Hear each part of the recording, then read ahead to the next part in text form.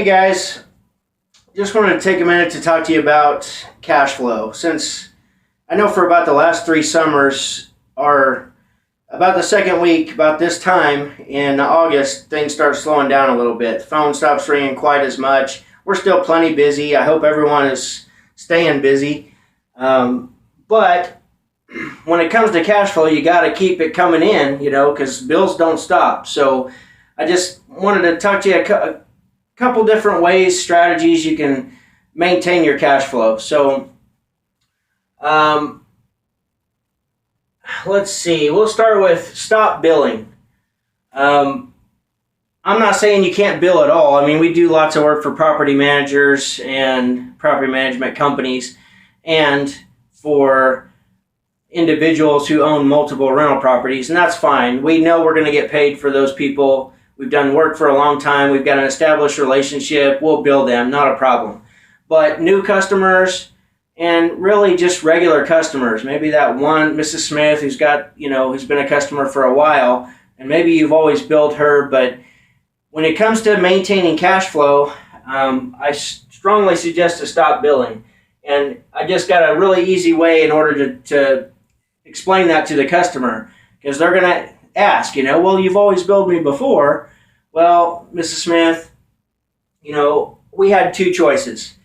We could either raise our rates to pay for the people who didn't pay or weren't paying their bills, or, we could start collecting on every service call. So we decided not to raise our rates so we could save our customers money. And that's just an easy way to just say, hey, we need to be paid. So, and most people expect to pay at the time of service, but every so often you get the people who don't, and usually those are the ones that you're going to struggle collecting from. So another way you can do that is just at the front end. When they first call you, just flat out ask them, is this going to be cash, check, or credit card? And they called you for the service. They expect to pay for the service, so don't be afraid to say that and ask to be paid for your service. I mean, it's just not that, it's pretty simple. So another thing, especially as we slow down a little bit, I know that when we got super busy here in June, when the weather turned hot, it's really easy we've got systems and processes, but when it gets crazy, it's hard to maintain those 100%. So, and that really hurts us. So we didn't do too bad this year, but there's still a lot of room for improvement. So I have to say, just as it slows down a little bit, make sure to go back to the basics and plan your jobs carefully. The old saying that, failing to plan is planning to fail. And also 10 minutes of planning is worth 30 minutes of execution or something like that. You guys get my drift. I mean, it's just important to plan thoroughly for your jobs, because that will kill your profit if you've got to make 2 or 3 trips to that job. And it's one of those things where at the end of the day, if it's 5 o'clock and you've got 1 hour left, you're going to be far better off letting the guy stay, finish the job, pay the overtime, than having to come back again tomorrow. I know it seems like a no-brainer, but and maybe the guys are ready to come home. They're just expecting to be off. Well, you need to change that. They need to go ahead and work for that extra hour and get that job finished so we don't have to return, because that's going to kill your profit. So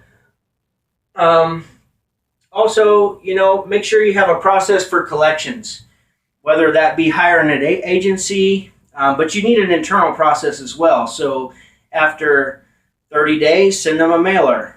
After 60 days, send them another mailer.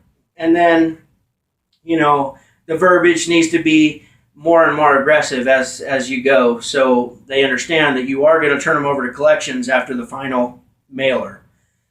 Another thing that's extremely important, it really helps with cash flow, is just collecting some money when you do sell a job. So I know with us, we're in Kansas, we collect half down if we sell a job, but I know not all other states allow you to do that. But whatever your state allows, make sure to collect that percentage so you can maintain your cash flow. You may not be doing that job for a week, but that's going to help you pay the bills this week and make payroll this week. So be sure to collect anytime you sell a job. Other than that, guys, I hope this helped you. Please stop billing your regular customer. If they're not just reoccurring customers that you do work for continuously, stop billing. There's just no reason for that. You don't go to a restaurant and unless you're using your credit card, of course, but you don't go to a restaurant and order a steak and then have them send you a bill for it. Even though you might pay your bill later if you used your credit card, you're paying them. They get their money immediately. So that's the main thing. If you don't take credit cards, you got to take credit cards. You got to be easy to do business with. And to get that set up is easy. So, guys, hope you're still extremely busy. And I hope that you've got lots of maintenance contracts that you've sold through the summer to keep you busy going into the next couple of months when things typically slow down. So good luck to you. If you haven't got my book yet, make sure and go to Amazon.com and search for Go Make Money. And go make money, guys.